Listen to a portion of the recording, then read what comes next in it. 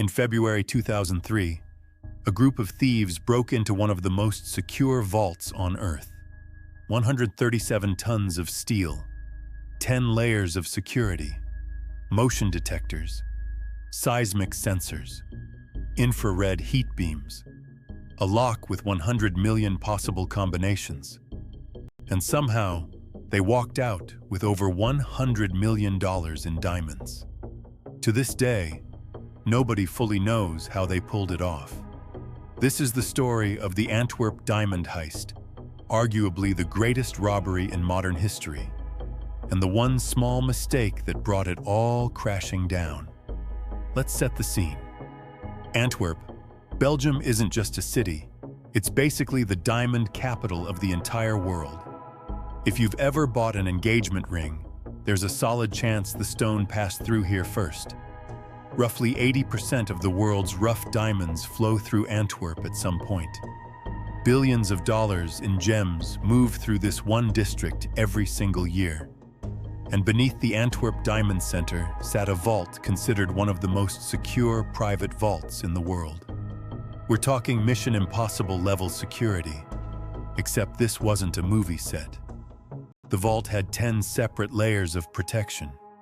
Infrared heat detectors that could sense body temperature, Doppler radar to detect movement, a magnetic field surrounding the door, seismic sensors sensitive enough to pick up drilling vibrations, and the door itself required a code with 100 million possible combinations. For context, that's more combinations than the entire population of Germany. This vault wasn't just secure. It was considered basically unbeatable, which makes what happened next even crazier. Meet Leonardo Notarbartolo, Italian, charming, and, as it turns out, an extremely patient criminal. 2 years before the heist, Notarbartolo rented office space inside the Antwerp Diamond Center itself, posing as a legitimate diamond dealer. Think about the sheer audacity of that for a second. He didn't just plan a break-in from the outside. He moved in next door to his target and lived there, professionally, for 2 years. He built relationships with other dealers. He got to know the security guards by name.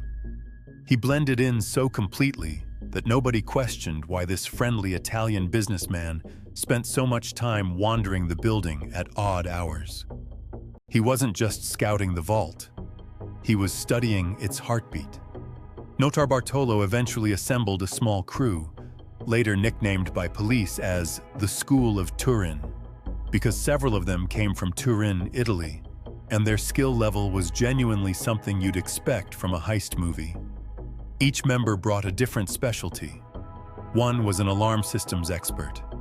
One specialized in locks. One handled electronics. One, according to later reports, was there mainly for his nerves of steel, someone who could stay calm under pressure when everyone else's hands were shaking. Over the following months, they didn't rush anything. They studied blueprints.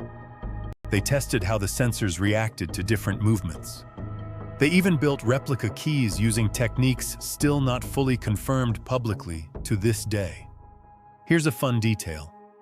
They reportedly spent months figuring out exactly how sensitive the heat sensors were, eventually realizing that a normal human body moving carefully, combined with specific materials to mask heat signatures, might be enough to slip past detection. Whether that's exactly how they beat it is still debated. Even now, security experts argue about the precise method. That's how good this heist was. We're over 2 decades later, and nobody has fully cracked the how. Now, before we get to the night itself, it's worth pausing on just how long this actually took to plan. This wasn't a smash-and-grab decision made over a weekend. Notarbartolo later claimed in interviews that the crew spent months simply observing patterns. When guards changed shifts, when cleaning staff came through, which days had reduced staffing. They apparently even tested how long it took security patrols to notice minor changes, like objects being slightly moved. This is less criminal gang and more elite intelligence operation. In many ways, the planning phase alone tells you more about this crew's discipline than the heist itself. Now let's get to the big night. The weekend of February 15th, 2003. The building sat empty, like it did every weekend. Under cover of darkness, the crew made their move. Step 1. Disable the alarm system without triggering it. Step 2. Bypass the heat and motion sensors. Step 3. Defeat the magnetic field. Step 4. Crack a combination lock with 100 million possible codes. If you're keeping score at home, that's 4 separate impossible tasks, back to back, in one single night. And they didn't just get lucky on one. They cleared all 4. Inside the vault, they methodically emptied safety deposit boxes. Not smash and grab, not chaos, methodical, quiet, surgical. Diamonds, gold, jewelry, cash. Estimates on the total haul range from $100 million all the way up to $400 million, depending on who you ask, making this one of the largest robberies in recorded history. And then, just like that, they vanished into the Belgian night without triggering a single alarm. No sirens, no police response, nothing. The staff walked in Monday morning to find the vault completely emptied, and for a moment, genuinely didn't understand what they were looking at. For a brief window, this crew had pulled off what should have been impossible. Clean, untraceable, a perfect crime. Except, here's the twist. And honestly, it's a little bit funny in a "you've got to be kidding me" kind of way. They weren't caught because of some genius forensic breakthrough. They weren't caught because of a security flaw in the vault. They were caught because of trash. Literally garbage. While fleeing the scene, one member of the crew ditched a bag of evidence in the woods near a highway, hoping it would go unnoticed. Inside that bag, videotapes, documents linking the crew to the crime, and, I promise this is real, a half-eaten salami sandwich with the guy's DNA on it. After pulling off one of the most technically sophisticated heists in history, bypassing lasers, heat sensors, and 100 million possible combinations, the crew got undone by a sandwich. You genuinely cannot write better irony than that. Police used the DNA and physical evidence from that bag to track down Notarbartolo and several of his accomplices. He was arrested, tried, and eventually sentenced to 10 years in prison. Several other crew members were also charged, though notably, not everyone involved was ever identified or caught. To this day, investigators believe the full crew was larger than the handful of names publicly known. But here's the part that keeps this story alive over 2 decades later. The vast majority of the stolen diamonds and gold were never recovered. Ever. To this day, no one has ever fully or publicly confirmed exactly how they bypassed several of the vault's most advanced security layers. Notarbartolo himself gave interviews years later, hinting that the real story was never fully told, suggesting that someone on the inside, possibly even connected to law enforcement or the diamond industry itself, may have played a bigger role than what was officially reported.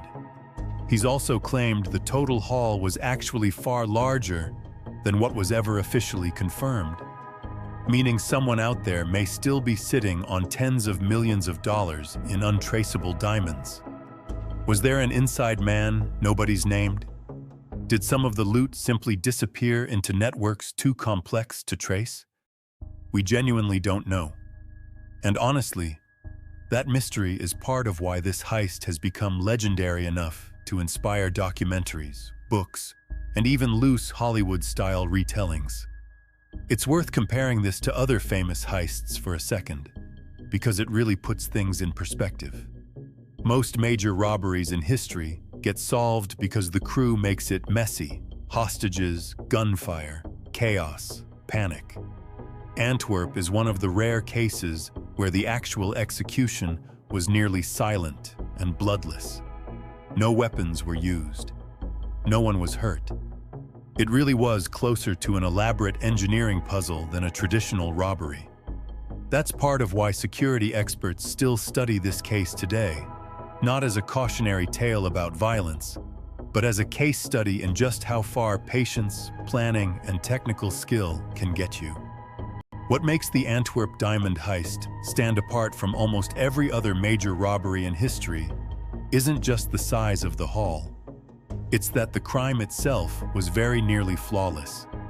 Every technical, security-based obstacle they solved.